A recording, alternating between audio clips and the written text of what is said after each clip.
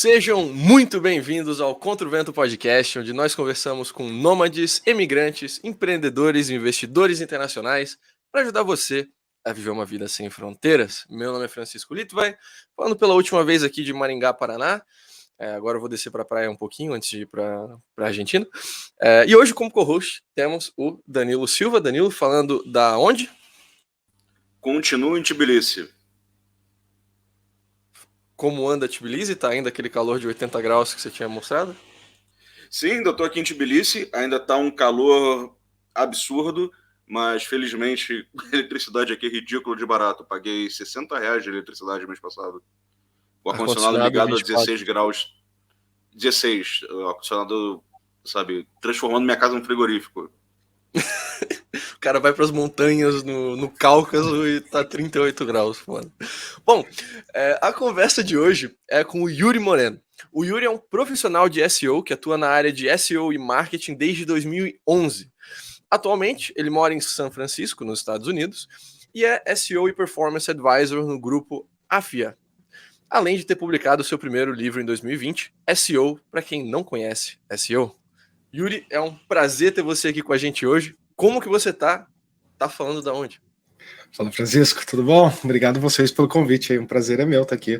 Tô em São Francisco ainda, falando daqui agora, tá tempinho meio a meio, agora a gente tá numa transição aí, que é o que eles falam do verão Bay Area, que é um verão bem nublado, com um friozinho de final de tarde aqui do Pacífico. Então, não preciso de ar-condicionado aqui, não, mas fiquei com inveja da conta de eletricidade ali do Danilo, porque aqui na Califórnia, uma coisa que é cara é energia também, viu? Cara, quer que eu piore um pouco a sua vida? Eu tô pagando $500 de aluguel. Não, esse daí eu não vou nem falar, porque senão vocês vão chorar por mim aqui ao vivo. Claro. Yuri, conta um pouco pra gente de onde você é no Brasil e como que você começou a entrar nesse ramo de marketing digital e de SEO especificamente. Claro. Originalmente eu sou de São José dos Campos, né, minha cidade de Natal, passei minha juventude inteira ali e tal, e depois de me formar na fase adulta, eu mudei para São Paulo, para ir buscar, né, o mercado mesmo de marketing digital, porque eu saquei que ali em São José, né, as agências que existiam eram muito pequenas, ainda marketing bem tradicional, né, não existia agência que fazia SEO na época, nem nada do tipo, né, até hoje a gente não tem escola nem nada de SEO, né, então muito menos a galera até que trabalhava. Em São Paulo já tinha uma galera que trabalhava, por exemplo, para empresas grandes como Netshoes, Centauro, os e-commerces que eram bem mais antigos no Brasil, já faziam um dinheiro bom, né, um sucesso legal, tinham agências grandes com times de SEO, e eu saquei que para mim, para minha área, né, para eu desenvolver nesse nicho, eu teria que buscar uma outra localização. E aí eu fui para São Paulo, e eu vim da área de programação, né, eu comecei por ali, fiz ciência da computação e depois fui para o lado de trabalhar com IRP, que são aqueles softwares de gestão de empresas, gestão contábil, financeira e tal. Achei um saco. Passei, acho que meu estágio e meus primeiros anos fazendo e falei, nossa, meu Deus, não é para mim mesmo essa vida de programador, de analista, mexendo nessas coisas bem quadradinhas, tradicionais. E SEO para mim era muito mais divertido, sabe? Porque eu já estava fazendo para meus sites, para meus blogs, e era uma coisa que eu falava, pô, subi um site novo, eu aprendia como subir site, para mim, ranquear sempre foi brincar de, né, conseguir estar na frente de algum concorrente, alguma coisa, então eu me divertia muito fazendo isso, e aí fazendo essa transição indo para São Paulo, eu comecei na carreira profissional mesmo, numa agência que chamava Underdogs, e nessa agência que eu tive a minha primeira experiência profissional e o começo da minha formação. Para quem não tem muita ideia, né, você já entrou um pouquinho no tema do SEO, mas qual que é o objetivo do SEO? Para quem não sabe, para quem não tem nem ideia do que seja o termo. SEO sempre vem com aquela premissa de fazer o site ranquear melhor. Acho que a gente hoje em dia está até fugindo um pouco disso, porque o ranking, né, tá mudando tanto, mas desde o mundo que a gente conhece tradicionalzinho, né, de buscadores, né, a gente tem os 10 resultados azuis ali, né, o objetivo era conseguir para que quando o cara procurasse, né, tênis da Nike, eu, no caso, representando a Centauro, estava lá para fazer a Centauro aparecer na frente, do lado da Netflix, na primeira página, na melhor posição possível. Então é um trabalho muito de ajuste do site, né, e trabalhar direto com os programadores para fazer o site ficar dentro das boas práticas, com uma velocidade legal, trabalhar com times de jornalistas e times de conteúdo editorial para escrever conteúdo sobre aquelas palavras, aqueles temas que você quer ranquear. E tem o marketing tradicional também, que a gente fala, né, que é o PR também, né, de entrar em contato com outros veículos como imprensa e tal, conseguir menções e links para sua marca e fazer esse marketing com essa pegada mais voltada para os buscadores. E você falou que você começou trabalhando numa agência. Você vê que, assim, para quem está começando o SEO hoje em dia, esse é o caminho mais comum da pessoa entrar numa agência, se desenvolver e crescer? Ou tem bastante, sei lá, freela para quem quer começar? Ou, assim, quais são as rotas que o pessoal geralmente entra nesse mundo? Antigamente, eu diria que era quase 100% agência, tá? Ou agência ou meio que autodidata. Eu acho que esses dois caminhos ainda funcionam muito bem. Você pode muito bem ir fazer seu próprio site, né? E eu acho que é um aprendizado que eu recomendo muito para a galera até hoje são side projects, né? Então, faz uma coisa que te agrada, que, né, te dá tesão de fazer e você consegue fazer um negócio legalzinho para você ter aquilo como um aprendizado inicial. O bom da agência é uma pegada muito mais difícil, né? Porque você tem clientes para responder, você tem chefe, etc. Então toda aquela hierarquia causa uma pressão ali em cima também de você performar, mas é um treinamento bom, bem acelerado. Eu diria que se a gente fosse comparar com línguas, né? Fazer sozinho é fazer o Duolingo, né? Fazer o trabalho com a agência é fazer um intensivão onde você vai morar no país naquela época, né? Então paulada mesmo, é muita entrega, muita coisa, mas você vai ter, né, chefe, você vai ter colegas da área, você vai ter pessoas ali talvez mais próximas para te ensinar, para te treinar, então acaba acelerando um pouco o aprendizado. Eu ainda acho um dos melhores caminhos e muita gente começa por ali. O negócio é que a agência, por essa pegada muito forte, a galera acaba cansando desse trabalho muito rápido e indo para outros caminhos depois, que são caminhos de, por exemplo, ir trabalhar in-house, que a gente fala, né? Que é o ir trabalhar dentro da própria empresa, porque tem muitas empresas que, conforme elas crescem, por exemplo, que ninguém pensa muito, assim, por exemplo, a Uber.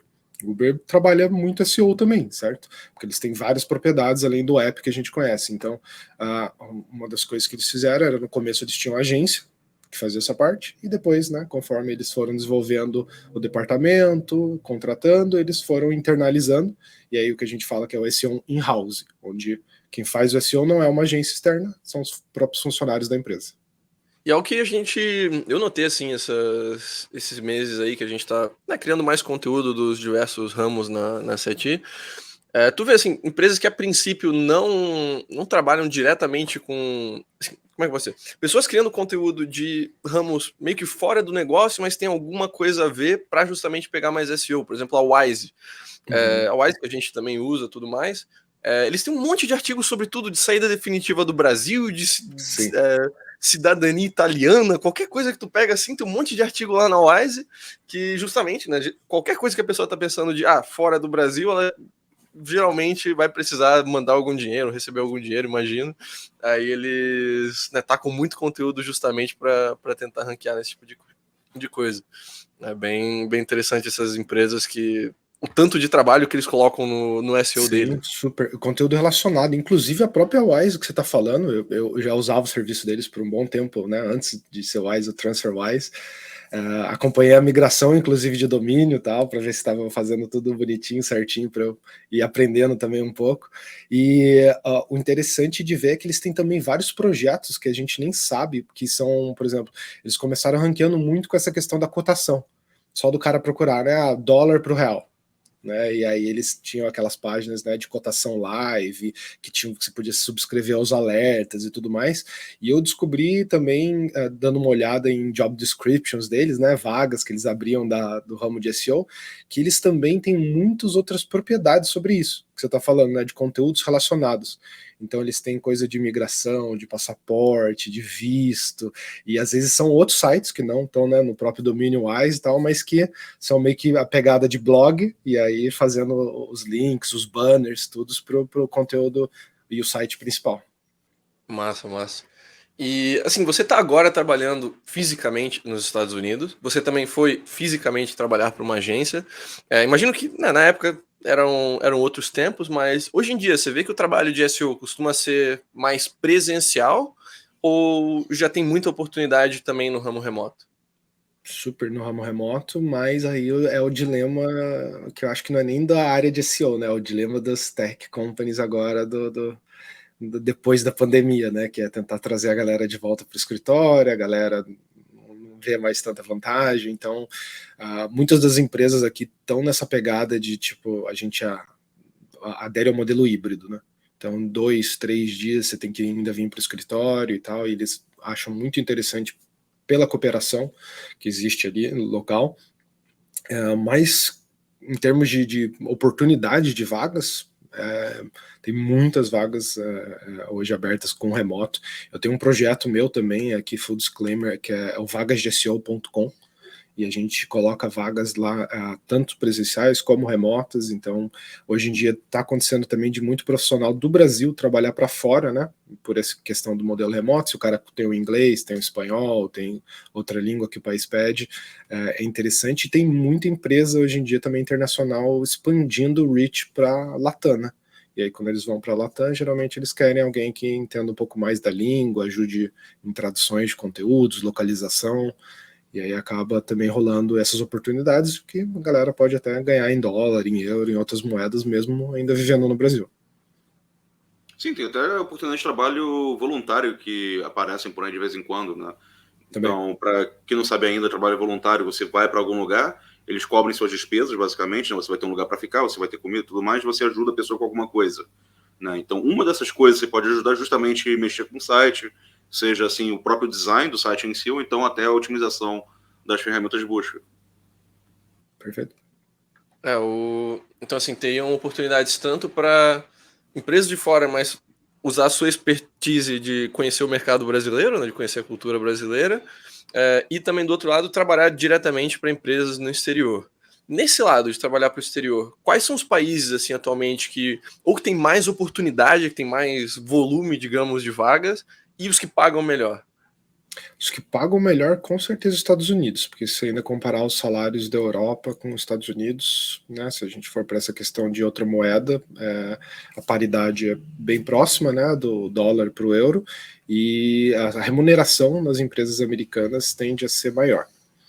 Isso também, obviamente, vai variar, porque os Estados Unidos é um país muito grande, né? Então, se a gente está falando de uma Califórnia, por exemplo, a remuneração é muito maior do que um estado que é Midwest, ou está no centro ali dos Estados Unidos, né? Nova York, né, e Califórnia tendem a ter os menores remunerações, porque também o custo de vida é maior, né? Então as empresas acabam compensando por ali, mas em termos de volume eu também diria que são eles, tá? Eu não tenho certeza, estou falando de achismo, tá? Não cheguei a ver números, mas de percepção mesmo a gente sempre vê que as empresas aqui tendem a investir mais para essa área, enquanto as empresas europeias, pelo menos as que eu ando conversando e tendo mais contato, eles têm a ter times menores. Então, pelos times serem um pouco menores, eles têm menos oportunidade de abertura de vagas.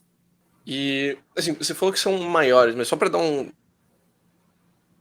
A gente tá falando de 10% maiores em termos de salário ou, tipo, o dobro de salário do que na Europa? O que a gente tem de orientação assim, de... Então, às vezes é o dobro, sim, também. Então, um exemplo bem tradicional é que, por exemplo, a média salarial hoje em dia, pelo menos das empresas europeias ali para o lado de SEO, varia talvez de 60 a 80k ano, né? Que é geralmente como eles também anunciam as vagas ali. E isso daí seria esse range baixo dos Estados Unidos. O range inicial. Então, diria, o range inicial dos Estados Unidos seria o range médio da Europa. Então, por exemplo, você vai ser contratado numa Uber, num Google, numa Feng, né? Então, essas empresas maiores mesmo, elas vão pagar upwards de 100, 120, 150 até K ano para o profissional que, em teoria, na Europa estaria nesse range de 60, 80 até. Então, realmente, nesse caso aí, pode chegar a esse valor. Mas, se a gente fala de coisas aí bem feijãozinho com arroz, também pode ser que empate, nesse 60 por 60, sabe? Se eu pegar um trabalho, vamos dizer, sei lá, em um estado, Colorado, ou alguma coisa menos tech-driven, né, mais tradicional, ele provavelmente vai ter uma remuneração baixa também nessa casa dos 60. Você tem alguma informação de como seria, por exemplo, alguns países específicos da Europa? Eu imagino que não, né, mas só porque, né, a Europa tem o leste europeu, que Perfeito. obviamente vai estar jogando essa média lá para baixo, né? Mas como que isso poderia se comparar com um país como, por exemplo, o Reino Unido, uma Suíça, uma Alemanha? Então, Reino Unido, Suíça, Alemanha, todos esses caras estão nesse range ainda, apesar de serem um dos melhores, né, em termos de remuneração, porque o que eles dão muitas vezes são benefícios ou a infraestrutura mesmo do escritório, transporte, bolsas de estudo, etc. Então, realmente são os melhores. O que eu tenho mais contato por questões de ter amigos e tudo mais é com Portugal, né? Porque tem ali alguns amigos que fizeram essa pegada de ir morar lá e tal, e Portugal tem essa questão onde você vive muito bem, né? Eu acho que é isso na Europa em geral, nesse lado que a gente está falando, você vive muito bem com muito menos, né? Então um salário de 60, 70k é como os amigos meus falam, eu não preciso ganhar 100k ano, Yuri, sabe? Tipo, 60, 70, já estou fazendo tudo que eu gostaria de fazer, estou tendo uma qualidade de vida muito boa em termos de casa, carro, seguro de saúde, educação para meus filhos. Então, eu acho que é muito balizado pela região. Eu adoro para recomendar para quem tem curiosidade e não quer ficar aqui no meu Yuri GPT desatualizado aqui com a minha data de corte da última memória aqui, vai no Nomad List. O Nomad List faz isso muito bem, né? Ele tem o custo de vida do lugar, ele tem a remuneração média do lugar, então ali dá para ter um balizador legal e, obviamente, comparar com um Glassdoor ou um Indeed, né? Que são esses sites grandes de vagas de emprego que fazem essa agregação de média, estatística, né? E salarial, para o cara dar uma olhada o quanto isso varia também. Obviamente vai variar absurdos o nível de experiência da pessoa, né? Se é 1 ano, 10 anos de experiência, né? Não, peraí, vamos. Isso também me... Agora, quais são as principais plataformas para buscar as oportunidades de SEO? Você mencionou uma, Glassdoor. O que a gente tem assim de principais plataformas? Glassdoor e Indeed seriam as maiores hoje em dia, na minha visão, em termos de volume de vagas publicadas, porque como eles são marketplaces de trabalho muito grandes, acabam que, né, os empregadores vão por ali. E eles têm filtros, alertas, coisas muito legais também para você ficar em dia isso. Além de ter essa parte que eles chamam, né, de a parte salarial mesmo, onde hoje em dia eles até colocam um limite de quanto salário você pode ver antes de você contribuir também com a plataforma e meio que contar o seu salário também, que é o que eles querem de todo usuário também, né, para eles aumentarem esse range de conhecimento deles. Mas dá para você ir muito bem lá e falar assim, eu quero vagas de SEO na localização X com 3 anos de experiência. E ele vai te dar, ele vai falar, olha, vai de 60 a 100 mil aqui nesse lugar, com essa experiência, e a mediana, né, a medium disso daí vai ser tal. E aí ele te dá um range ali que dá para você usar até com um poder de negociação quando você estiver numa entrevista de emprego, né, falando sobre vaga. É inclusive uma dica que muitas das pessoas que treinam para entrevista profissionais eles dão nunca aceite, né, a primeira oferta, sempre negocie sua oferta. Uma das formas certas de negociar a sua oferta é levando para esse hire manager, né, essa pessoa que está te contratando, o range salarial numa pegada de pesquisa de mercado, né, de você chegar e falar, olha, eu pesquisei no site A, B e C, e o site A dá isso, o B dá isso, o C dá isso, a média deles, mais ou menos o que eu estou achando de benefícios e remuneração cai dentro desse fator, desse range. Eu gostaria que você, né, matche essa oferta, ou que você chegasse mais próximo desse range para mim. Então, você pode usar isso daí tanto se você está querendo uma promoção atual, como se você está num período de entrevista. Isso também que você, voltando um pouco atrás aqui, que você estava falando de que o salário nos Estados Unidos acaba sendo o dobro da Europa, né? Mas a gente chegou nesse ponto agora que o custo de vida acaba sendo muito mais barato, né? Vale lembrar, assim, uma história que a gente teve até aqui no podcast com o João Paulo, não, João Pedro, se eu errei o nome, o Fernando corrigiu para mim. Mas ele saiu de Berlim para Praga, na República Tcheca, ganhando metade do salário, só que tem muito mais dinheiro entrando na conta dele no final do mês. Justamente porque o imposto é menor e o custo de vida também é bem menor.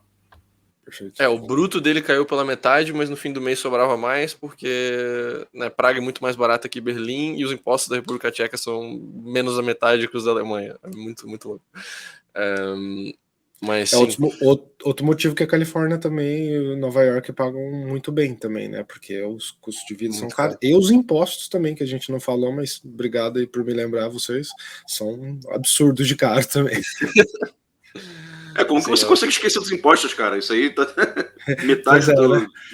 É o tipo de coisa que eu só gosto de desistiu, lembrar... já aceitou, né? É o tipo de coisa que eu só gosto de lembrar uma vez no ano, sabe? Só quando tem que declarar. E o que as empresas mais têm buscado, né? Você mencionou várias empresas que contratam e tudo mais.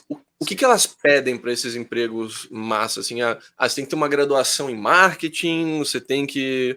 É mais voltado para quais os projetos que você já fez, quais os sites que você já trabalhou. Como é que é o mercado de SEO em relação a isso? Então, o mercado de SEO, desde que eu comecei, sempre foi muito drivado por experiência. Porque como não existe uma formação tradicional, quando você vai buscar as vagas, você vai sempre ver, por exemplo, citações assim, se o cara está pedindo bacharelado, vai encaixar, por exemplo, na qualificação necessária, mínima, né? Se ele precisa de alguém com aquilo, ele não vai contratar sem. Ou o que acontece muito também entra às vezes no lado do tipo nice to have, ou diferencial. Tipo, seria bom se você tivesse, se não tiver, não tem problema também, sabe? Eles às vezes colocam muito no mesmo parágrafo, tipo, bachelor or equivalent experience, né? Então, se você tiver, né, como provar que você teve aqueles anos de trabalho igual 3, 4, 5 anos de um bacharelado ou que eles estão procurando, tá ok também. Você não precisa ter a formação acadêmica, justamente porque não existe uma formação acadêmica de SEO até hoje. Então, quando eles sugerem, né, essa formação acadêmica no próprio job description ali, eles falam, campos relacionados como marketing, matemática, estatística, computer science, sabe? Alguma coisa dependendo de qual é a atuação. E aí, o que eles pedem em termos de hard skills mesmo, técnicos ou coisas para se saber ali já no preto no branco, tem muito a ver com o que o SEO vai fazer. E como o SEO é uma área muito ampla, às vezes é muito difícil falar aqui ou é ali. Então é separado, vamos dizer assim, pela atuação da pessoa. Vamos dizer que eu estou querendo um cara para trabalhar de SEO no meu site, só que junto com meus jornalistas, porque a gente é um ABC News da vida, um site de notícias. Eu vou querer um cara que provavelmente está mais próximo de um lado editorial, jornalístico, de conteúdo, onde ele talvez tenha feito alguma coisa de PR no passado, que vai me ajudar naquilo. Então eu quero uma pegada com uma pessoa com esse perfil de skills. Enquanto se eu estou indo para um site, por exemplo, o eBay, que é um site muito técnico, com um volume de páginas de milhares, né? E onde eu quero um cara com um perfil mais técnico, eu vou pedir que ele tenha certas linguagens de programação, que ele saiba fazer SQL, análise de banco de dados. Então vai depender de realmente em que time do SEO ele vai estar, se existem mais de um time, ou qual é a atuação do time que ele vai ser alocado. Porque tem empresas que gostam de montar o SEO como um time individual, e tem empresas que gostam de falar, não, eu vou colocar o cara de SEO técnico junto com o meu time de engenharia, o cara de SEO de conteúdo junto com o meu time de marketing, por exemplo. Entendi. Então, isso vai depender muito do ramo de SEO que a pessoa vai entrar e específico da vaga. Legal saber que não é um ramo assim tão, digamos, formal, né, que você necessita necessariamente uma graduação e tudo mais. Eu gosto desses ramos que a pessoa consegue, né, criar o seu projeto, mostrar que consegue executar e aí consegue entrar, né, não tem essa, digamos, burocracia de entrada. Mas, e do outro lado da equação, digamos, não o que a pessoa precisa para entrar, mas o que é recomendado, assim, quais os materiais, cursos, livros, aí você pode recomendar o seu também, mas quais materiais de aprendizado realmente para a pessoa aprender SEO você usa e recomenda? Perfeito. Bem, eu acho que a documentação oficial é onde eu recomendo todo mundo começar. O meu livro até falando um pouco sobre, como o nome já diz, é realmente para quem nem tem talvez uma perspectiva de entrar na área, porque eu fiz ele muito voltado para, por exemplo, profissionais como executivos, diretores, donos de empresas, designers, programadores, o cara que sabe, tipo, eu preciso saber o que é, mas eu não vou entrar na área, eu não sou da área, então é muito mais para situar eles, colocar eles num level mínimo de discussão, sabe, para uma reunião, o cara não se sentir perdido e falar que diabos é SEO, do que você está falando, sabe? Então é muito para balizar esse playing field. Agora, para quem quer entrar de carreira profissional, eu iria primeiro decidir isso. Eu quero ir para um lado mais técnico, para um lado mais de conteúdo, e daí, a partir disso, se a pessoa também não sabe e quer primeiro navegar um pouco dos dois para decidir, é olhar a documentação oficial. Então, o que o Google considera, né, que é o trabalho de SEO, de acordo com o que ele coloca nas guidelines dele.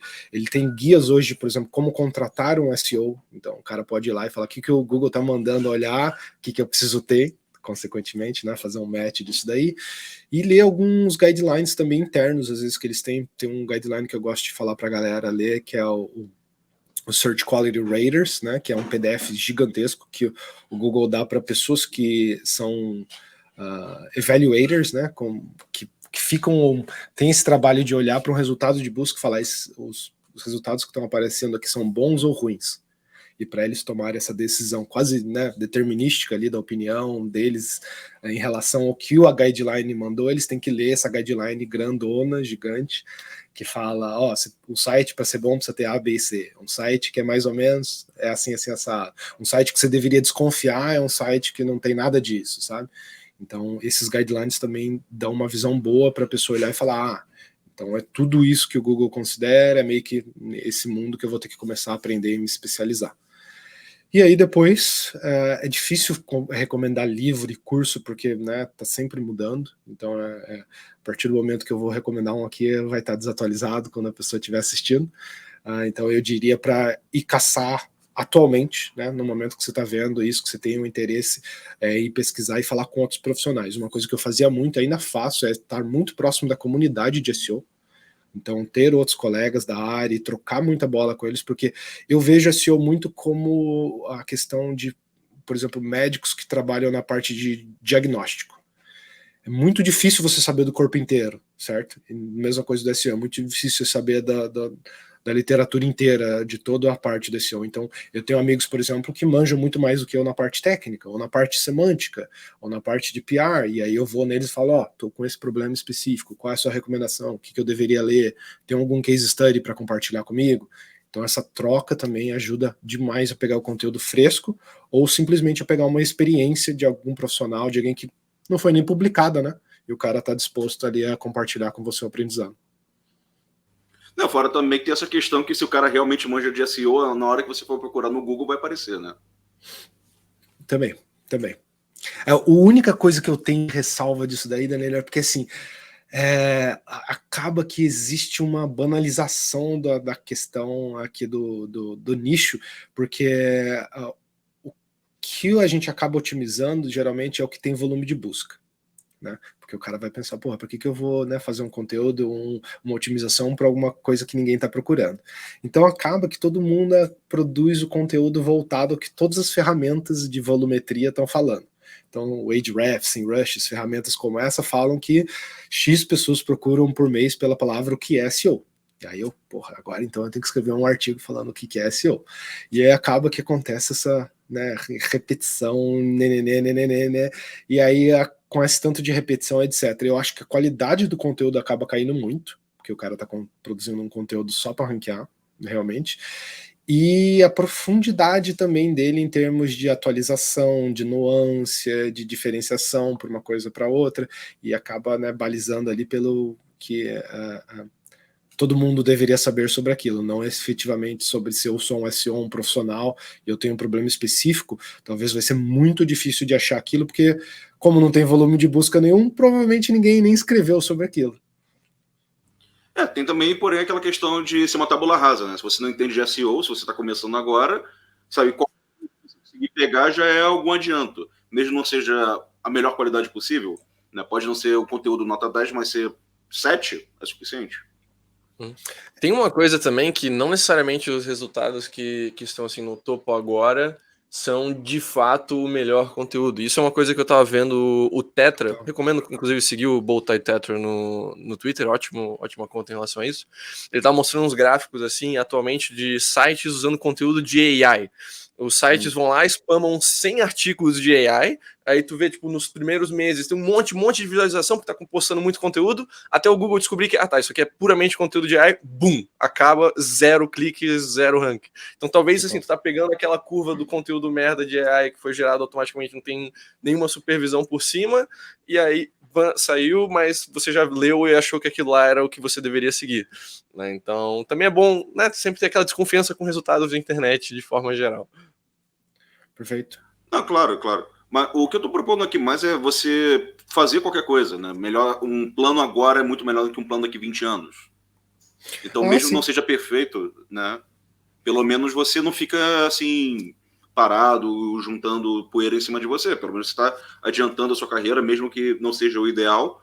Eventualmente você vai achar o perfeito. Eventualmente você vai achar o conteúdo melhor. Eventualmente você vai achar aquilo que você realmente precisa. Mas melhor, diga. Eu diria falar que isso é o gancho perfeito também para, por exemplo, soft skills de SEO. O que você está falando, para mim, é um dos mais importantes, que é a curiosidade. Porque o cara, quando tem que trabalhar com isso, é tipo, é isso aí, ficar inquieto, né, de onde vai estar a resposta. Deixa eu cavar, independente se é a primeira página, se não é, deixa eu entrar em fóruns de coisas de ninguém provavelmente está vendo, está achando, e conseguir achar esse gold nugget, né, que é essa dica, essa coisa de que alguém que já fez, já teve um cenário parecido com o meu para eu tentar replicar ou aprender de alguma forma. Isso é difícil por essa questão, mas eu diria que o cara que tem essa curiosidade natural, que vai buscar tantos esses artigos caçando, ou os colegas da área perguntando e procurando, quando o cara tem esse fogo dentro de si, ele vai acelerar muito o aprendizado dele, e dois, sempre na minha experiência profissional, foram os melhores profissionais de SEO que eu já trabalhei. Porque eles estão fazendo as perguntas e eles estão correndo atrás de responder as próprias perguntas deles. Então são caras que eles não ficam sentados esperando alguém mandar eles resolver algum problema, né? Eles estão sempre lá falando, bom, isso aqui talvez vai virar um problema, ou isso daqui, eu tô vendo um monte de gente no mercado fazendo e dando super certo, talvez eu já comece a experimentar com isso antes. Eu acho que tem que ter essa inquietude também, para lidar com esse cenário que mexe diariamente, né? O Google hoje está tendo atualizações numa frequência muito maior do que ele tinha antes, e a tendência é que isso continue acelerando, né? Então, não só ler e se manter atualizado, como continuar também experimentando é uma parte importantíssima do mercado de SEO. Uma coisa que você tinha mencionado, você mencionou bastante coisa do Google. Hoje em dia, assim, Bing, DuckDuckGo, etc., não tem muita relevância ou vale a pena você ler os guias deles também? Cara, eu gosto, porque eu acho que você não pode fazer o trabalho só para um buscador, digamos assim. Porque no final das contas, realmente, o resultado vai vir dali, porque é onde está o market share. Isso daí não tem nem como a gente discutir muito, sabe? Mas eu diria que o cenário de search está mudando muito nos últimos anos. E mesmo sem mudar, só terminando esse ponto aqui, eu acho importante, por exemplo, eu sempre pesquisei ler as documentações do Bing, de Webmaster Tools e tudo mais, porque eu acho importante ver onde eles concordam e onde eles discordam, né? Eles estão usando as mesmas configurações, eles estão as mesmas regras, isso são standards da web que os dois têm que seguir e concordar, ou o Bing tem o dele, o Google tem o dele, sabe? Então eu gosto de ter essa comparação para aprender mais sobre a diferença deles e instruir a minha decisão a partir disso. Agora, sobre o que você falou de novos buscadores, eu queria citar um trend que está rolando muito na internet agora, e eu ando conversando demais com os colegas da área, principalmente depois que o ChatGPT, esses caras explodiram, que é o seguinte: hoje a gente está vendo um tipo de coisa acontecer que às vezes, a qualidade de certos conteúdos muito específicos está caindo muito no resultado de busca. E essa é uma reclamação que você vê em vários fóruns, vários lugares da web. E aí uma galera está, por exemplo, usando operadores de busca, né, que a gente chama, que é um exemplo deles é o site 2 pontos. Então você escreve site 2 pontos no Google e aí você coloca o domínio. E aí o que eu estou falando para o Google? Eu estou falando, eu só quero resultados daquele site. Então, se eu escrever site 2 pontos globo.com, ele vai me trazer meio que todos os resultados do Globo.com. E eu posso escrever site Globo.com e eu posso escrever futebol, Corinthians. E aí ele vai falar, eu só quero resultado com a palavra Corinthians dentro do site da Globo. E aí a galera começou a usar esse site operators, por exemplo, para o Reddit. Então eu vou procurar sobre, sei lá, o melhor relógio para comprar, eu coloco site Reddit.com, porque eu sei que vai vir resultado do Reddit e lá os resultados são bons, em teoria, sabe? Porque, por exemplo, se eu sei que tem uma comunidade grande de aficionados por relógio, eu quero o relógio a dica do cara que é aficionado, que está conversando numa pegada mais de fórum, não daquele cara que é o blog do relógio.com.br, que eu sei que está fazendo aquele conteúdo para SEO só, sabe? E para monetizar vendendo o link de afiliado da Amazon. Então, isso está, querendo ou não, mudando o comportamento de busca da pessoa, a forma que ele está buscando, certo? E tem vários outros buscadores surgindo, é uma pegada bem rápida. Por exemplo, eu uso o Brave Browser, que é um browser concorrente do Chrome. Ele é feito em cima do Chrome, então eu uso o open source do Chromium. Então funciona todas as minhas extensões, meus plugins do Chrome, tudo perfeito, como se eu estivesse usando o Chrome, só que ele tem uma segurança muito melhor. Então ele bloqueia ads nativamente, ele bloqueia meus cookies para third parties, então ele tem algumas métricas de segurança, e eu fui para lá. E ele é um exemplo de que está fazendo o próprio search engine dele. Já tem o Brave Search, o DuckDuckGo está explodindo também aos últimos anos aí por causa de privacidade. Agora tem o You, né, YOU.com, que é outro buscador gigante também. E esses caras todos, o You é um exemplo que eu gosto de dar. Você consegue personalizar o seu perfil de resultado de busca. Então, tipo, o Google já fazia isso com uma pegada assim, tipo, eu vi que você visitou no passado muito a Globo, então provavelmente você vai querer um resultado da Globo. Isso aqui é um comportamento que eles determinaram lá, né, no mecanismo deles de decisão de ranqueamento, de personalização e tudo mais. Do You.com não é a ferramenta que determina para você que determina. Você fala assim, eu quero que toda vez que eu buscar alguma coisa, o Reddit apareça como os primeiros resultados. Ou quero ter um bloco na direita com Wikipedia toda vez me dando o resultado dele. Então você consegue personalizar a página de resultado de busca dessa forma, onde o seu comportamento, o seu consumo vai mudar. E eu acho que isso é um caminho que a gente vai acabar seguindo com mais força, que é o que eles estão chamando no mercado da verticalização dos buscadores. Então eu tenho talvez buscadores, por exemplo, hoje se eu te perguntar quem é o melhor buscador para música, provavelmente a gente vai falar Spotify ou YouTube Music, certo? A gente não vai pensar no Google ou no Bing, no DuckDuckGo, certo? Então isso para mim é óbvio quando a gente fala de música, né, que a gente nem cai a ficha, mas já vem Spotify na cabeça. Mas vai acontecer também com outras pegadas também. Vou dar um chute aqui, não estou falando que é, não, mas provavelmente que talvez a gente tenha um buscador muito bom agora, daqui para frente, em receitas culinárias. Então, às vezes de eu ir para o Google e ficar caindo lá no All Recipes, etc., talvez eu tenha um buscador só para receitas que já me dá o ingrediente no próprio resultado de busca, entendeu? Esse tipo de movimento está começando a acontecer e eu acho que ele vai ser bem capitaneado por essa questão do search engines baseados em machine learning com LLMs, né, que é esses resultados que a gente está vendo agora do Bard, do Google respondendo já em um texto para você e tal. Isso vai acabar existindo personalizado para certas indústrias e user cases. E também tem muita gente usando ferramentas de AI para busca agora, né, como o próprio Bing AI e tudo mais. Perfeito, exato. ChatGPT virou um buscador, né? Hoje em dia você quer uma resposta que ele, em teoria, te daria fácil, né? E você não tem a dúvida de que você precisa de uma source nem nada. Você pode perguntar por ali, né?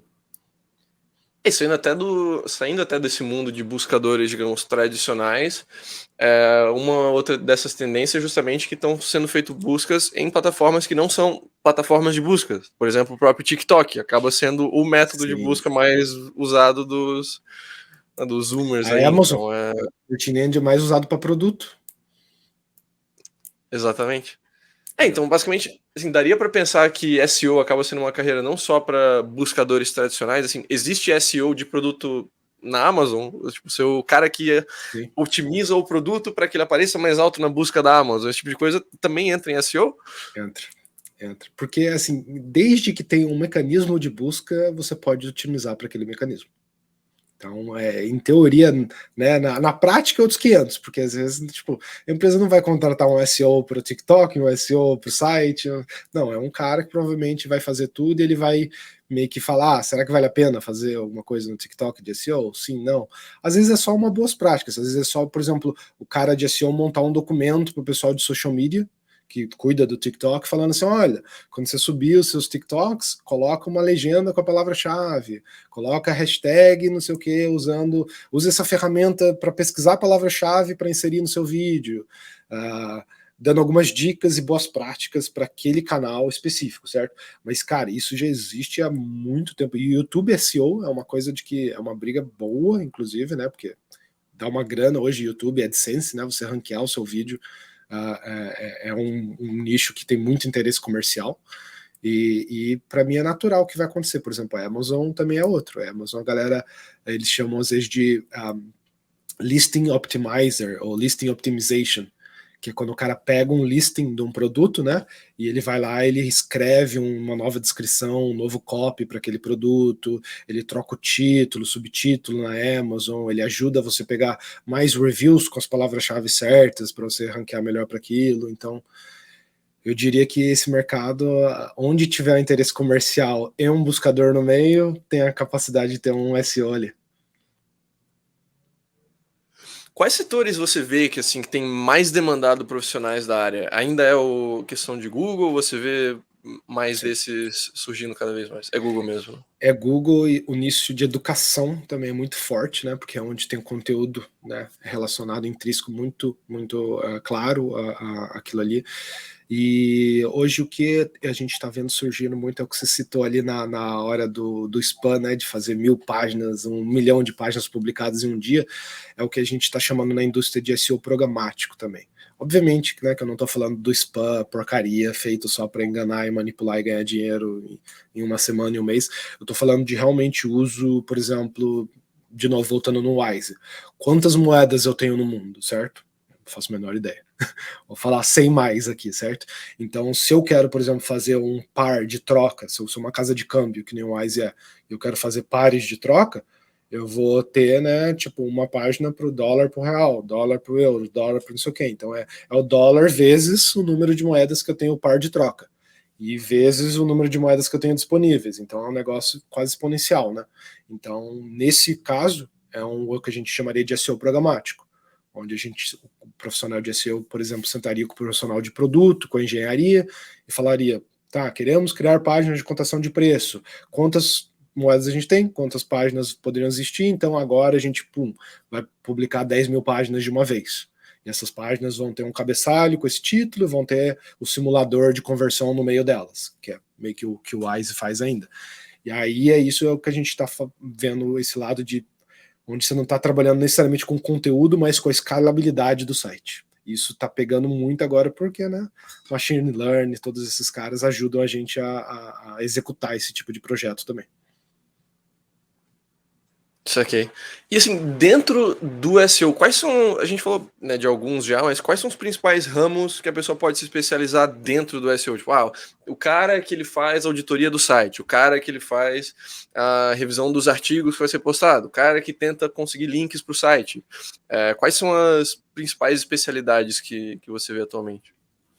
Olha, eu vejo duas muito core, que é a separação que você vai ver em qualquer blog post desse daí de o que é SEO. Ele vai falar para você SEO off-page, SEO on-page, tá?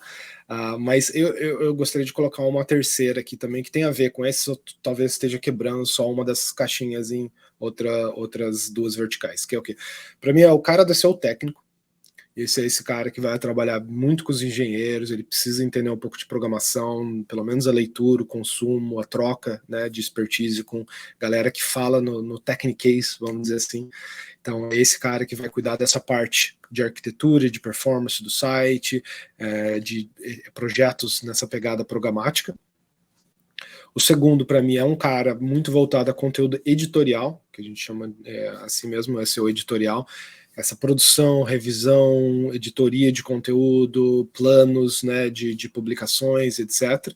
E o último que eu colocaria, que talvez entre nesse off-page aí, que a gente gosta de falar desde sempre, que é a galera talvez da reputação, do link building, do PR, né, da menção de marca, e do controle da gestão dessa reputação também, que pode entrar nesse lado tradicional do PR que a gente conhece com o jornalista e tal, e para mim vai até um lado talvez de product marketing, onde que qual é a percepção do meu usuário sobre o meu produto, é uma percepção positiva, negativa, como que eu quero traçar essa narrativa também, tudo isso acaba também entrando no lado de conteúdo, mas é um conteúdo talvez um pouco menos externo e um conteúdo mais externo entre colaboradores e pessoas que estão envolvidas no meu ecossistema.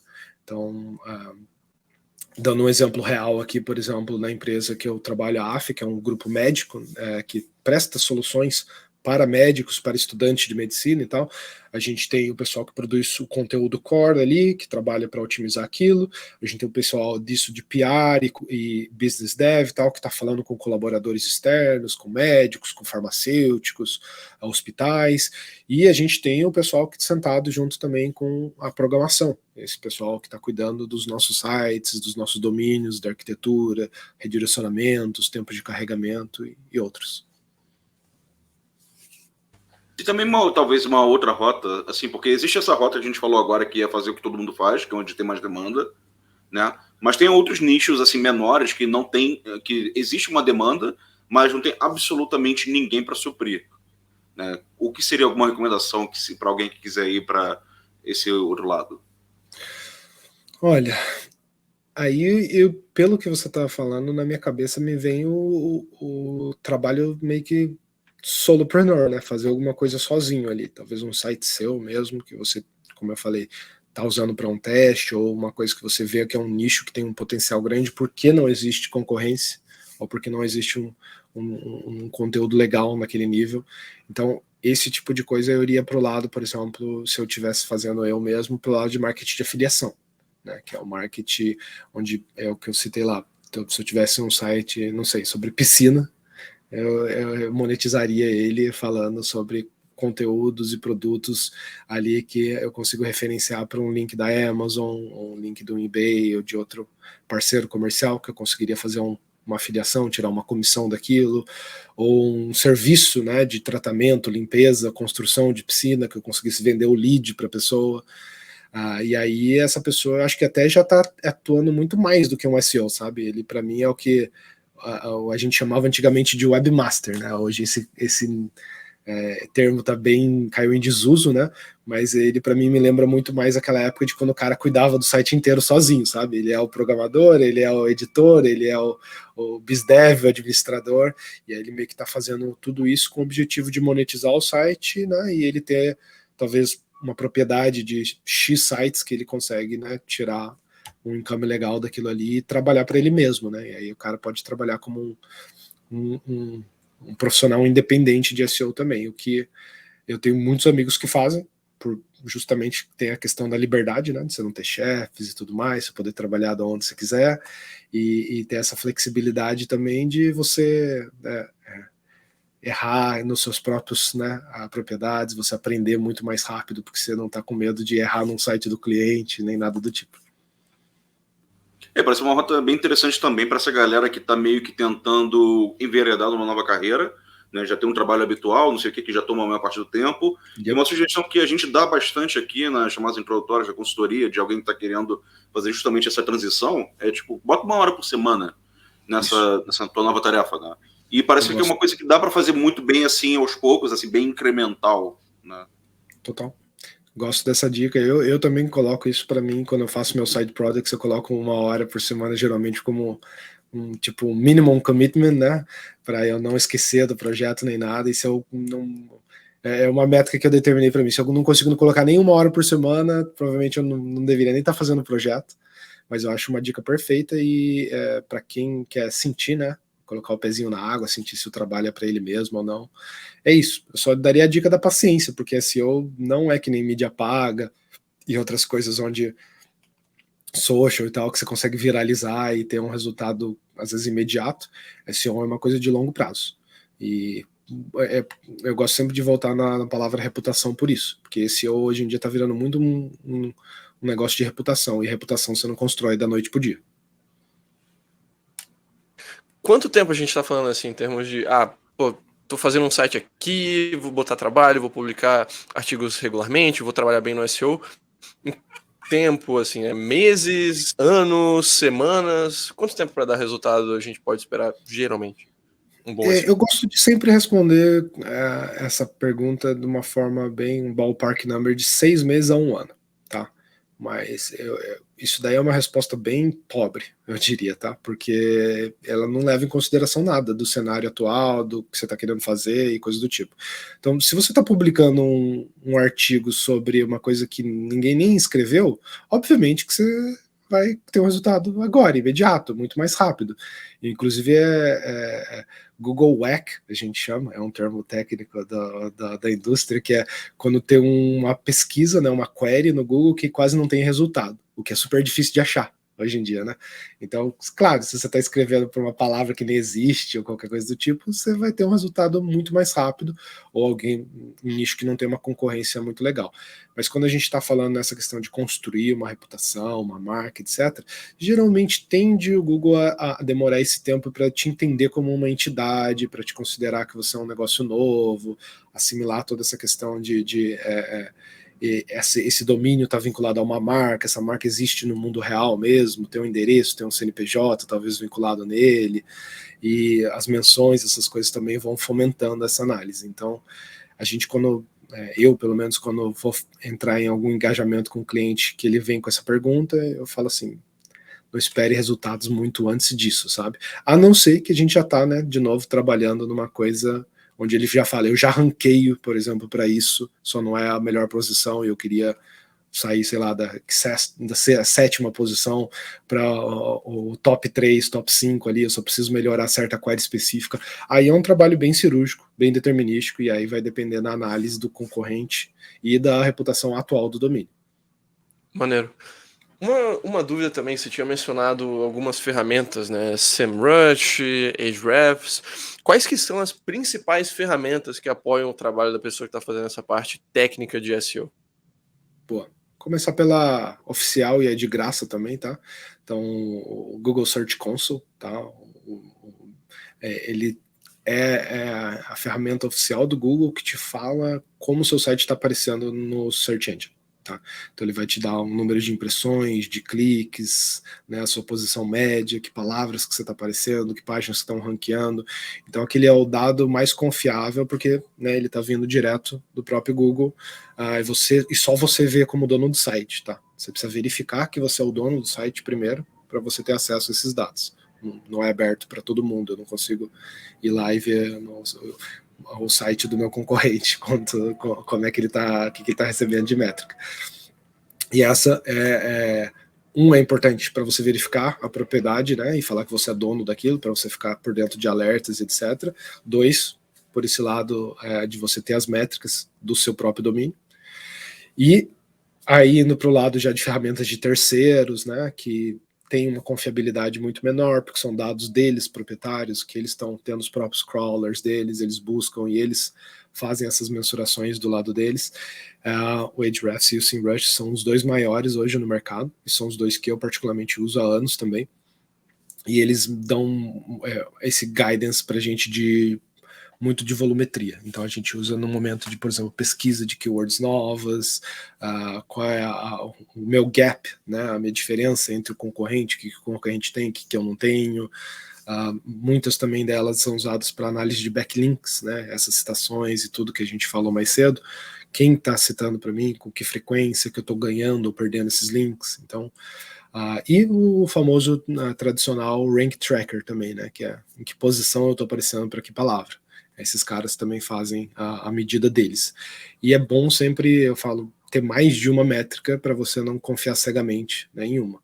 Então, por exemplo, comparar, né, essas 2 ferramentas externas com esse dado oficial que você tem, ver o quanto próximo ou longe elas estão ali, o quanto elas concordam ou discordam. E isso daí seriam essas que eu recomendaria com feijão com arroz, assim, para todo mundo. Um pouco mais técnico, se eu queria dar mais uma só, que é muito bem quista na indústria, é o Screaming Frog.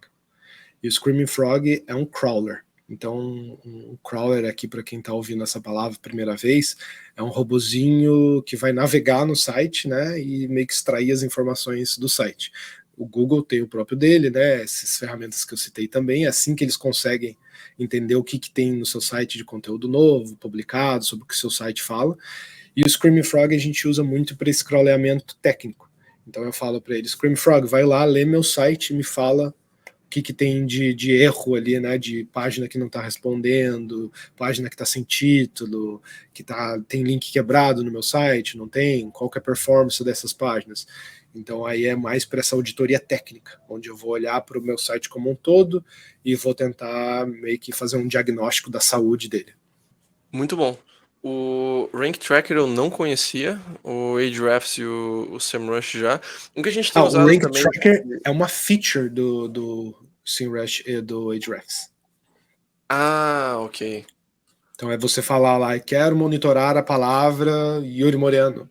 E ele vai falar, ó, para Yuri Moreno, hoje quem está ranqueando em primeiro é o fulano, em segundo é o ciclano. Aí você pode até colocar o seu próprio site, e aí ele fala, o seu site está em primeiro, o seu site está em quinto. E aí você consegue monitorar tanto, né, todo mundo que está ranqueando para aquela palavra, como também o quanto bem ou mal o seu site vai para as palavras que você manualmente escolheu ranquear, ou traquear, no caso, né? Mas é importante, basicamente, buscar em diferentes plataformas ao mesmo tempo, justamente porque esses números que a gente vê no Ahrefs, no SEMrush, no, sei lá, Surfer SEO, que é outro que a gente usa também, são estimativas, né? Não é exatamente os números do Google. O Google não revela os números para ninguém.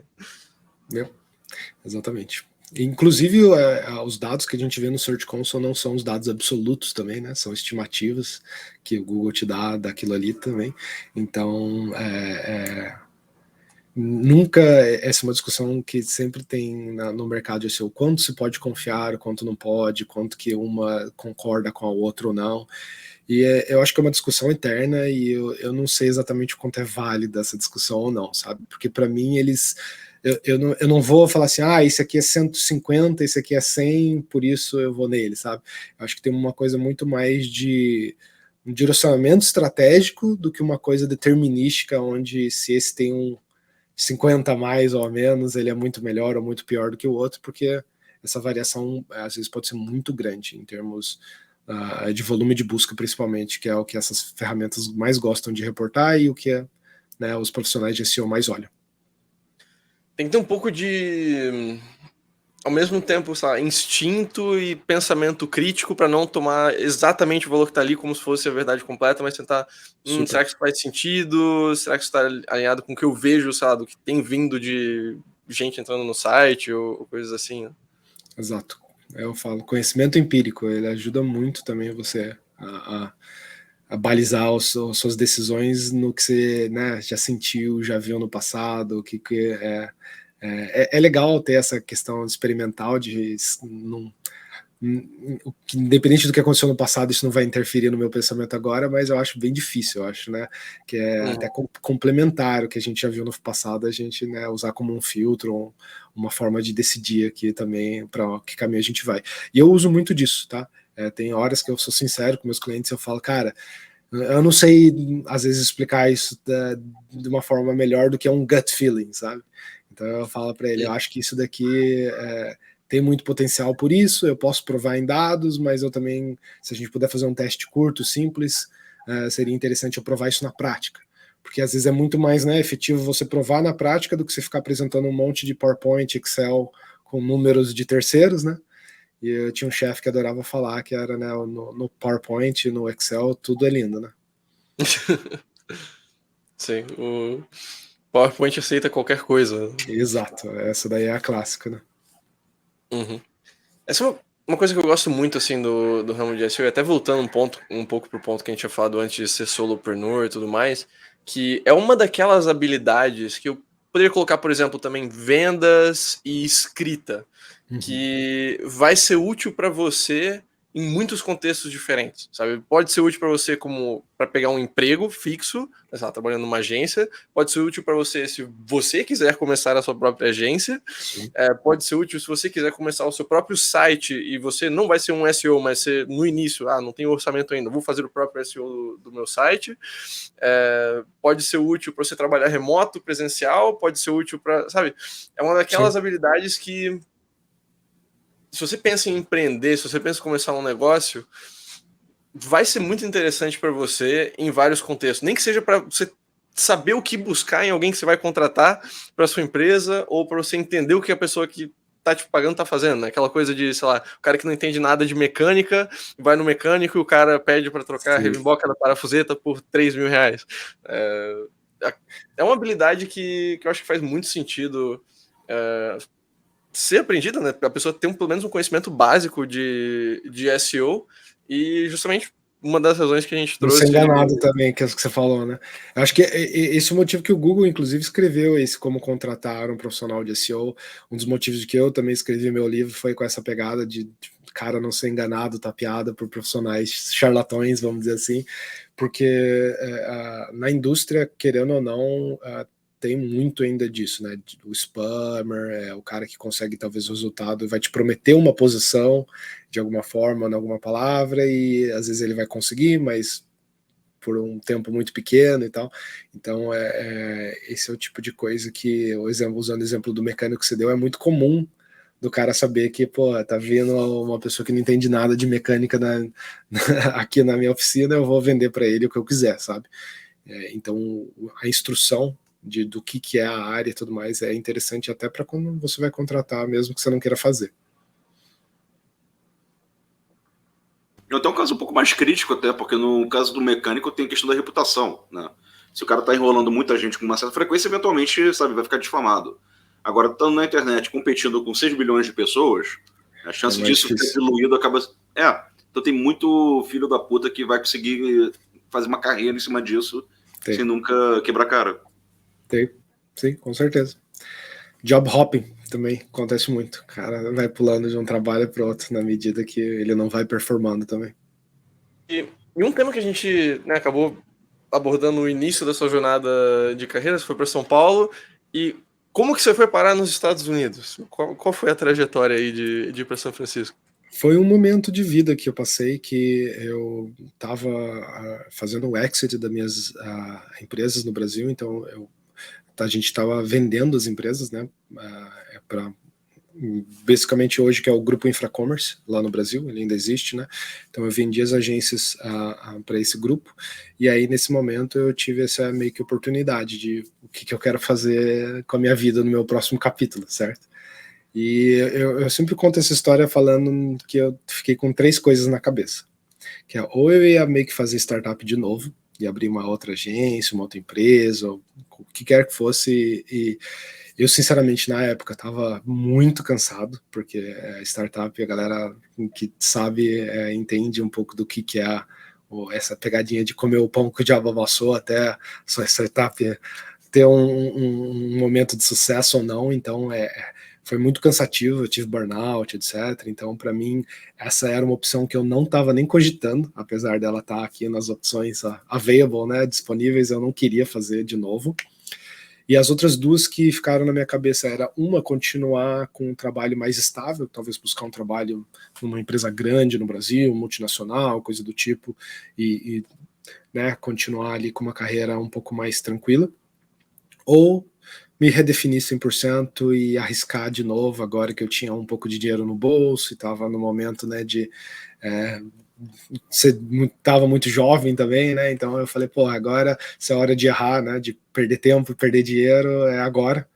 E foi aonde eu decidi, eu falei, pô, Silicon Valley foi sempre, né, o tema, o nicho da área de tecnologia, né? Então eu cresci vendo seriados, ouvindo falar de histórias de Steve Jobs fazendo coisa na garagem dele e tudo mais. Então acho que não tinha muito segredo ali para onde seria o caminho da inovação se eu fosse para algum lugar geográfico. E eu com essa venda eu tive algum relacionamento com investidores aqui na Califórnia, como em Nova York, e aí eu tinha que meio que decidir entre os 2 estados.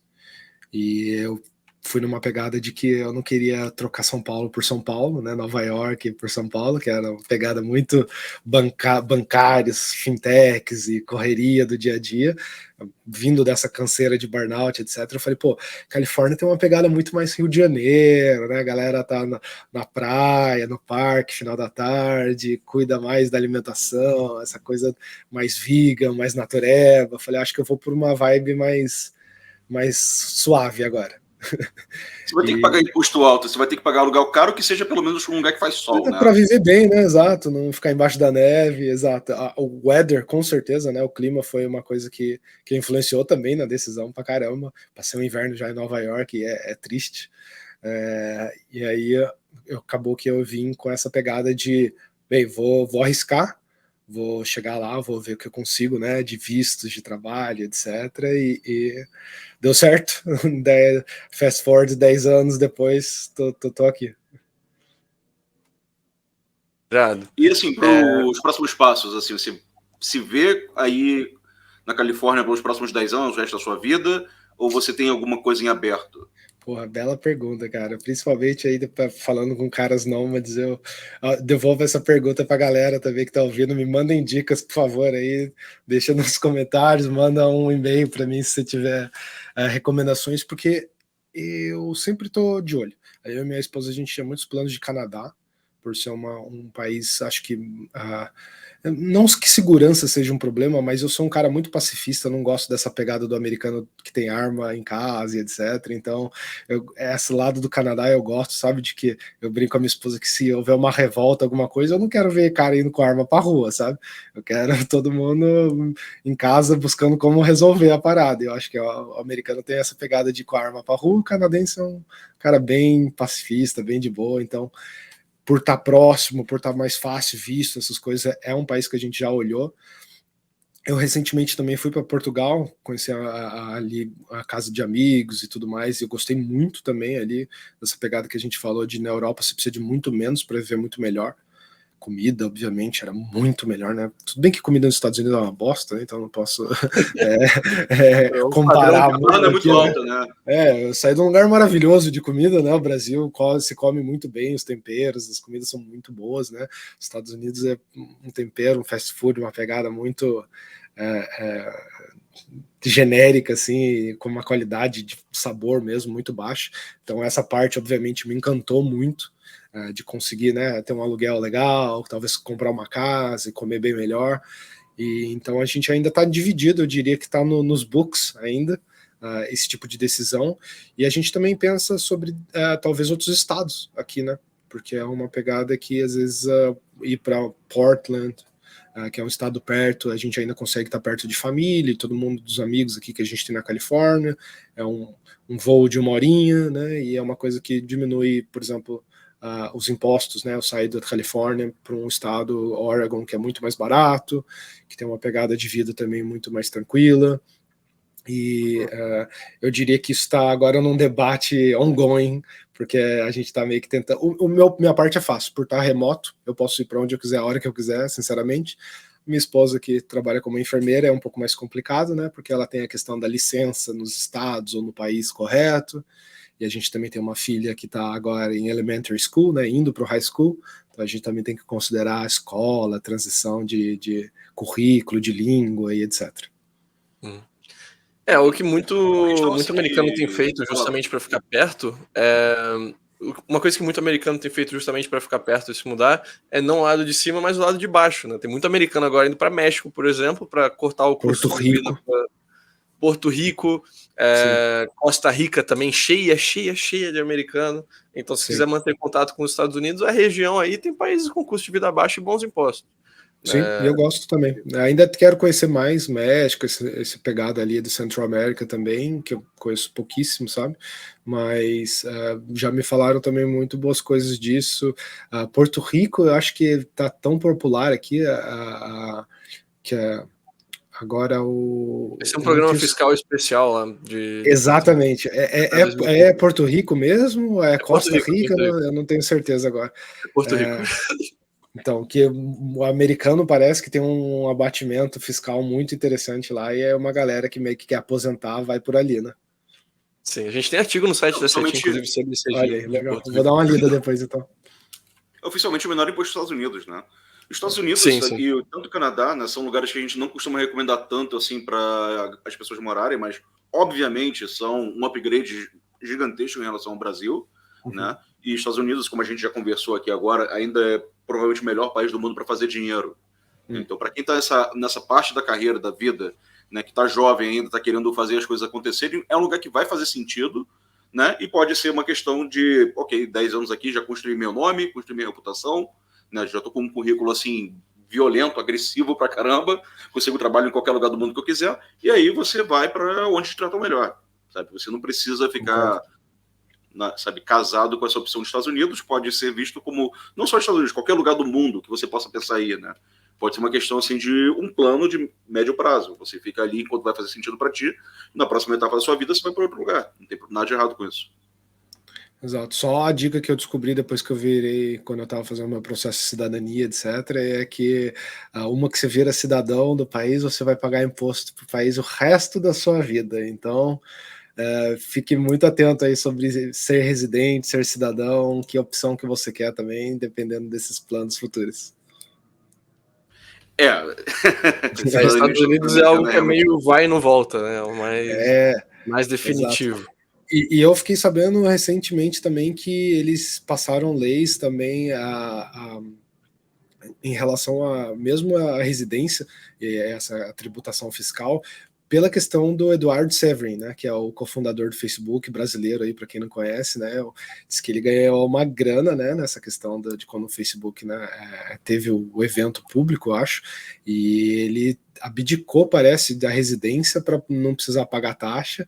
E aí, eu não sei se a minha história tá confusa ou não, você pode procurar na web aí, com certeza vai achar melhor, mas pelo que eu lembro era isso, que ele tipo abdicou da cidadania, da residência, para não pagar o imposto, e aí veio que a IRS virou e falou assim, ó, isso não pode acontecer de novo não, com uma bolada desse tamanho, agora vamos ter que fazer um ajuste fiscal aqui na lei. É uma estratégia muito comum para quem, tanto cidadão quanto residente americano, na verdade, né? Por isso você vê algumas cidadanias no Caribe que você faz uma doação de $100 mil, que não é bem um investimento, né, por definição. Sim. Só que assim, você paga 100 mil e você, sabe, tem um faturamento de 1 milhão, sabe? Você não precisa mais pagar imposto nos Estados Unidos, efetivamente você está pagando 10% de imposto, né, se você olhar dessa forma. E a partir daí, isso no primeiro ano, depois disso você está legalmente isento, dependendo, claro, da sua estratégia. Então, sabe, faz bastante sentido. Uhum. Uma dúvida, Yuri, você mencionou a questão de segurança, né, que você curte lugares mais seguros e tudo mais, e de vez em quando, o pessoal fica meio com medo de Califórnia e tudo mais, porque vê vídeos meio Cracolândia, meio de barraca de mendigo. Como que tá em São Francisco, cara? Então, mudou muito, tá? Depois da pandemia piorou bastante. Eu acho que por ser uma cidade grande, é natural você ver esse tipo de coisa, né? Eu não sei se é uma justificativa ou um racional, mas o que eu penso é assim, por exemplo, por que você não vê morador de rua em Chicago? Porque o cara vai morrer de frio, velho, se ele ficar do lado de fora. Então, é um lugar que literalmente não dá para sobreviver. Então, eu até aprendi um negócio que chama Cold Purple, não sei se vocês já ouviram falar disso. Diz que isso existe em lugares muito frios, de Nova York, Chicago e tal, que eles, quando vai dar uma geada, um clima assim de tempestade ou qualquer coisa, eles pedem para os hospitais, as igrejas, etc., abrigarem pessoas, né? Porque é o tipo de weather que se o cara ficar de fora, literalmente não tem como sobreviver, né? Então, o que acontece é que esse pessoal vem para a Califórnia, por essa questão do weather, 2, porque por ser um estado que acaba ajudando muito, muito liberal e etc. com isso, tem muito desses programas, né, de tipo, você ganhar uma estadia, você ganhar uma bolsa, você ter um subsídio de alguma forma. Então, acaba que por um estado que ajuda muito e tem essa qualidade do clima, muitas das pessoas que nem são daqui vêm para cá. Então, isso também aumenta o volume dessa disparidade.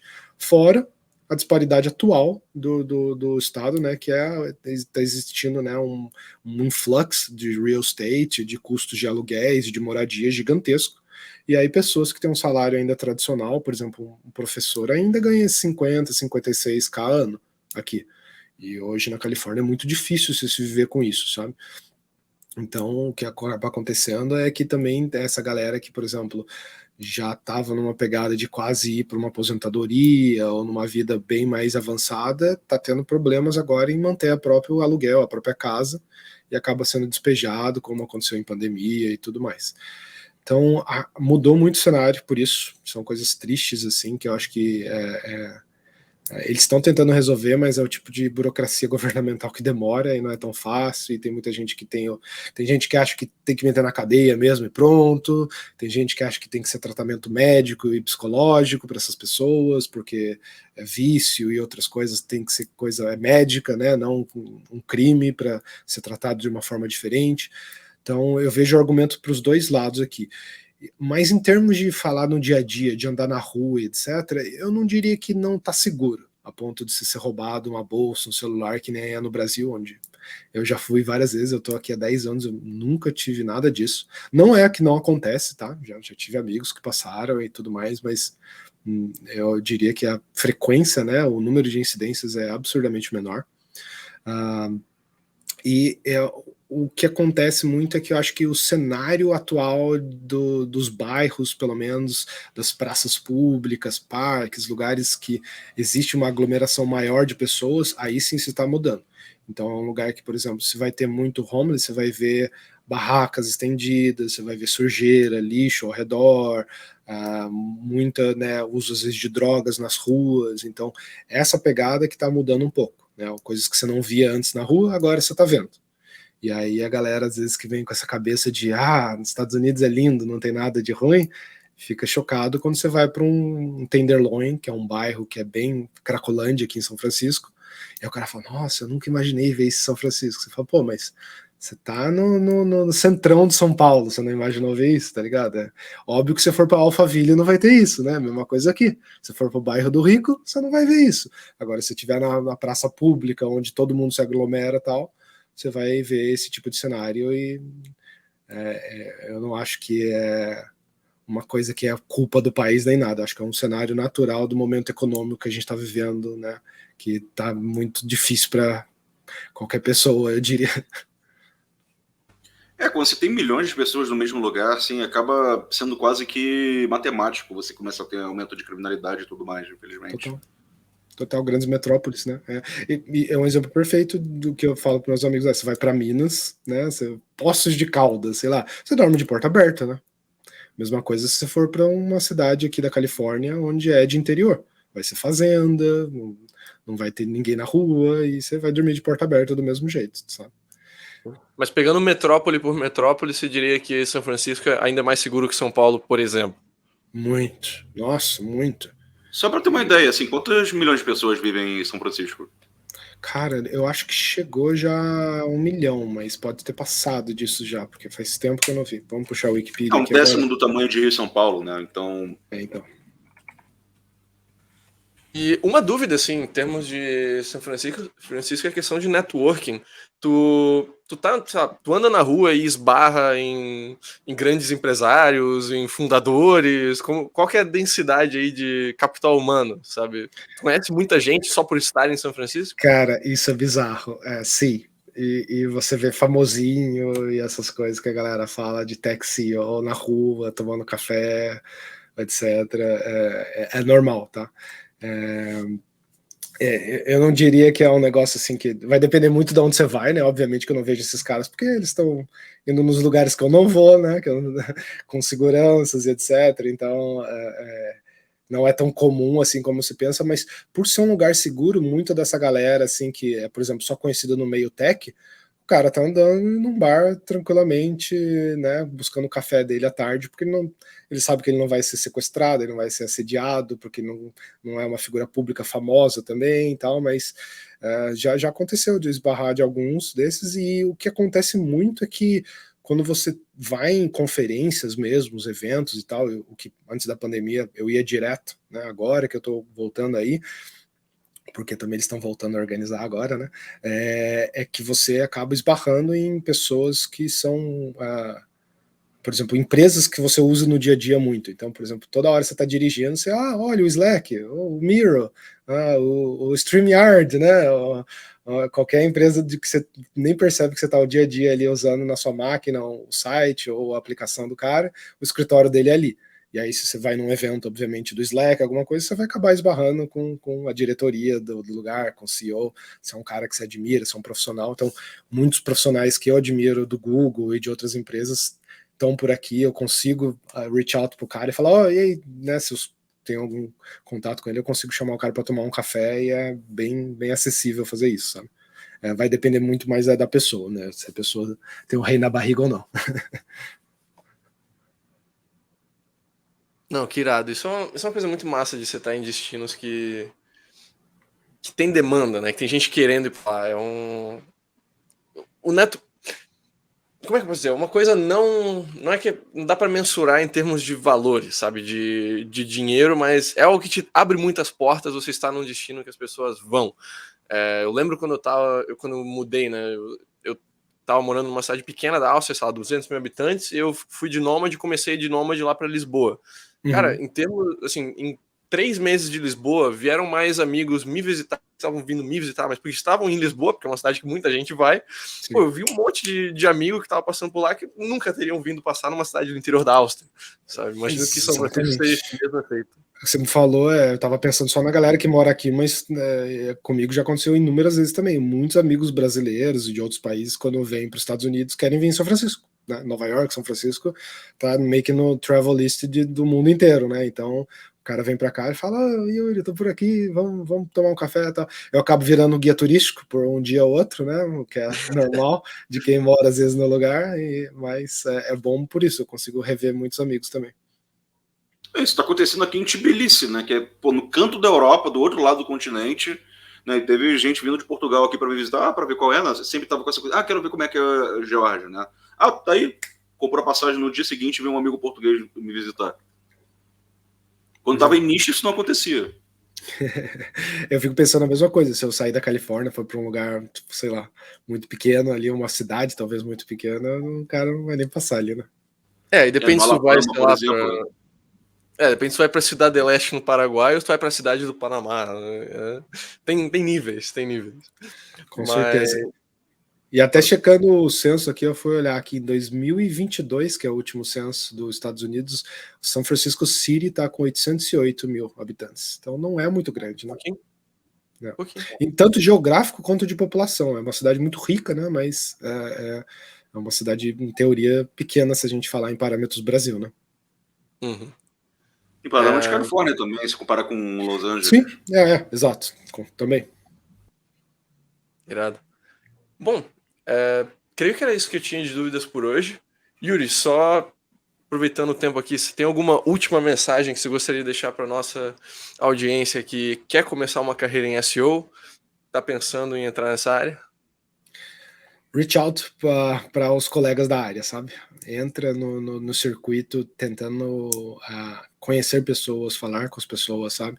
Acho que é a melhor forma de que você vai se aproximar para a oportunidade de emprego também, é conhecendo essas pessoas, né? Porque eles geralmente são quem vai estar entrevistando, os hiring managers e tudo mais. Então, tanto comercialmente para você, né? É interessante estar próximo dessas pessoas para conseguir abrir as portas para essa oportunidade, quanto no lado do aprendizado, que é o que eu falei, que é um dos melhores aprendizados que eu já tive na minha carreira, foi estando próximo de profissionais bons também, e aprendendo diretamente com eles, com a experiência deles, com o guia deles. Essa questão que a gente tem hoje de coaches e mentores que estão na moda, eu tinha uma visão muito, sei lá, talvez ruim no começo, e depois que eu tive mentor e tive coach, eu mudei pra caramba minha cabeça, sabe? E eu acabei vendo que na vida a gente tem mentores e coaches a toda hora, a gente só não chama às vezes eles disso, né? E não paga eles no Pix dessa forma, mas indiretamente eu diria que as pessoas que estão ao seu redor são as que vão mais te ajudar a progredir na carreira. Então, eu começaria por aí, procurando quem são as pessoas que já estão na área, quem você admira, quem você acha que está num caminho que você gostaria de chegar, e entre em contato com eles para abrir essas portas. E para quem quiser conhecer mais do seu trabalho, do seu livro e dos seus materiais no Vagas de SEO e tudo mais, onde que eles podem te encontrar? Perfeito. yurimoreno.com é meu domínio, @yurimoreno. Geralmente são meus handles em social medias e tudo mais, então se quiser me procurar, o Twitter, que agora é X, né, LinkedIn e outras redes aí também. Eu estou geralmente falando sobre tech, SEO, empreendedorismo, agora muito sobre machine learning, LLMs, que estão no meu foco de interesse também. Então, fico à disposição também para quem quiser reach out, aprender um pouco da área, precisar abrir portas de contato. Se você quiser que eu seja o seu primeiro contato, fico à disposição também aí para a gente se conectar. Em breve vocês também podem encontrar o Yuri na página de recomendações do site da Setia. Exatamente. A gente vai deixar também todos os links que o Yuri mencionou aqui na descrição, então não importa onde você esteja ouvindo, confere ali, vai ter o site dele pessoal e também do Vagas de SEO, então dê uma conferida lá que vocês com certeza vão achar muita coisa interessante. Yuri, muito obrigado por ter aceito o nosso convite, foi um prazer ter você aqui hoje. Prazer é meu. Até a próxima. Tchau, tchau.